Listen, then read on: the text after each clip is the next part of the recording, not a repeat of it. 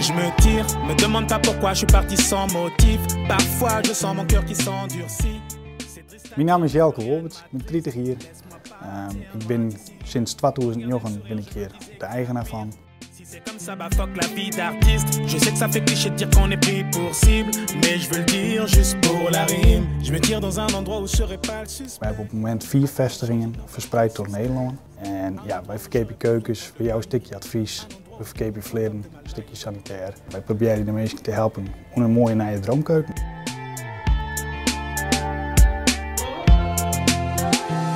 Je me tire, demande pas pourquoi je suis parti sans motif. Parfois je sens mon cœur qui s'endurcit. C'est triste à dire, mais plus rien ne m'attriste. Als klanten hier bij ons in de winkel komen en ze beginnen in het Fries nu te praten, dan zie je de klanten die altijd willen van hey, ik kan mezelf blowen, ik kan gewoon in mijn eigen taal praten.